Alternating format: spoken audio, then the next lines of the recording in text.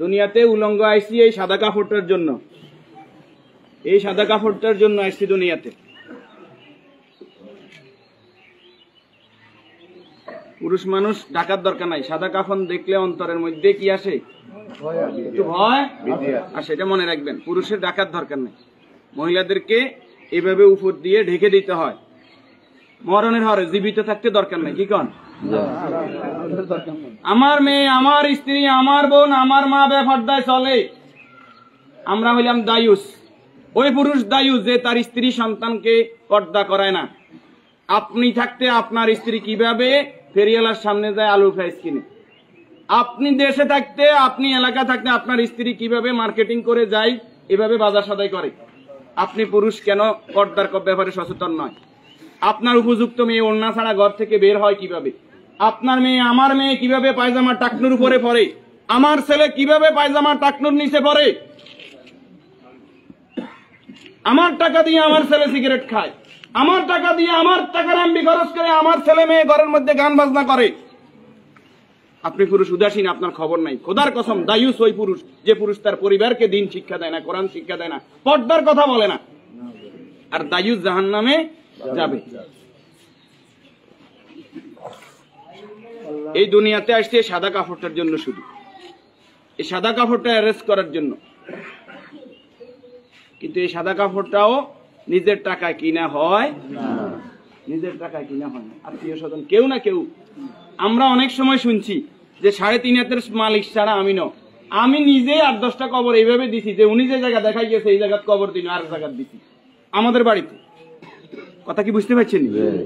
উনি যে জায়গা দেখাই গেছে ওই জায়গায় দিতে পারি নাই বিভিন্ন কারণে। ওই জায়গার মধ্যে হয়তো পুরান কবর পড়ছে, অথবা ওই জায়গার মধ্যে খাদ গর্ত বেশি, পানি হয়ে গেছে।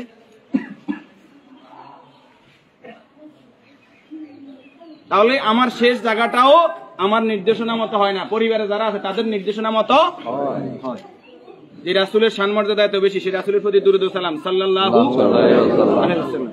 সম্মানিত উপস্থিতি, আল্লাহর গোলাম চেহারাতে বলতেছে অবশ্যই নেককার পরেজগার ছিল। আল্লাহ তাআলা ওনার জীবনের গুনাহগুলো মাফ করে দেন, আমিন। যে নেক আমলগুলো করেছে, দান সাদাকা করেছে, বদৌলতে কবর, হাসর, মিজান, ফুলসিরাত আল্লাহ কি করে দেখ, মাফ করে দেখ। আমরা যারা জানাজায় উপস্থিত হয়েছে আল্লাহ আমাদেরকে মাফ করে দেখ। আল্লাহ তাআলা এই পরিবারকে ধৈর্য ধারণ করার তৌফিক দান করুন, আমিন। 40 জন জানাজাতে কাদেরকে উপস্থিত করাইবেন? আমাদের কত বলবো, বলতে আর বলতে মনে চায় না। সব জানেন কিন্তু আমল নাই। আপনি জানেন যে আত্মীয়তার সম্পর্ক নষ্টকারী জাহান্নামে যাবে, আপনি নিজেই সেই সম্পর্কটা বারবার নষ্ট করেন। আপনি জানেন যে আগে সালাম দিতে হবে, আপনি সালাম দেন না। আপনি জানেন যে নিজের জন্য যেটা ভালো মনে করি অপরের জন্য সেটা ভালো মনে না করলে আমি ইমানদার নয়। আপনি জানেন প্রতিবেশীর হক নষ্ট করলে ইমানদার নয়। কই নাই, সব শুধু জানি, আমল করি না। আমাদের মাঝ থেকে আমলটা দূরে সরে গেছে। এই নেককার গোলাম জানাজাতে নামাজি ফরেজগার লোক, শিরিক মুক্ত লোক, আপনার দৃষ্টিতে যিনি শিরিক মুক্ত, এরকম 40 জন লোক যদি দোয়া করে আল্লাহ তাআলা ওই দোয়া কি করে? কবুল করে। 40 জন হাইবেন, হাইতেন ন। উনি নামাজি ফরেজগার, উনি হয়তো আপনি মনে করেন যে মাজারে সেজদা দেন শুধু কবিরা গুনাহ, মাজারে সেজদা দেন বুঝি শিরক। শনিবার মঙ্গলবার কি শিরক না? শনিবার মঙ্গলবার হিসাব করা শিরক ননি? শিরক, এটাও শিরক। এই যে জাদু টোনা করা, এটা কি শিরক ননি?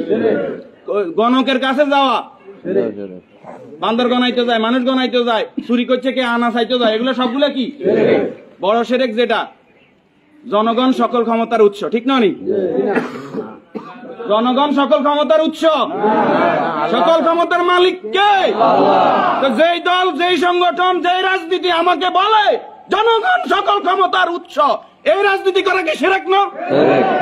এই জিনিসটা কেন বুঝিনি আমরা?